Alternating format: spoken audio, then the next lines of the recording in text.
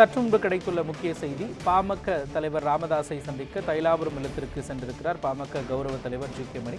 விரிவான விவரங்களை வழங்குவதற்காக நமது செய்தியாளர் கோகுல்ராஜ் இணைந்திருக்கிறார். கோகுல், இந்த சந்திப்பின் நோக்கம் குறித்து சொல்லுங்க.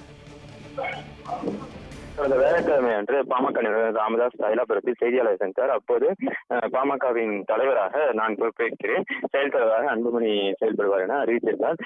இந்த நிலையில் பாமக தலைவர் ராமதாஸுக்கும் செயல் தலைவர் அன்புமணிக்கும் பணிப்போர் நடைபெறுவதாக பாமக வட்டாரங்களை தெரிவித்தனர்.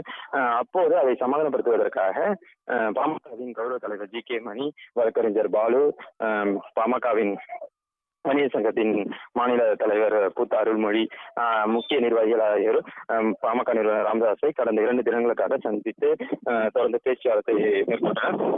நேற்று இரவு 10:30 மணி அளவில் பாமக தலைவர் மருத்துவர் அன்புமணி ராமதாஸ் அவரிடம் அறிக்கை வந்தது. அதாவது பாமக தலைவர் மருத்துவ நிறுவனர் ராமதாஸுடன் நான் தொடர்ந்து செயல்படுவேன் என தெரிவித்திருந்தார்.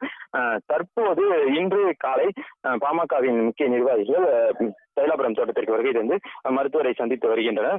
தற்போது பாமக கௌரவ தலைவர் கோகாமணி தற்போது மருத்துவர் ராமதாஸை சந்தித்து பேச்சுவார்த்தை நடத்தி வருகிறார். விவரங்களை வழங்கியதற்கு நன்றி கோகுல்ராஜ்.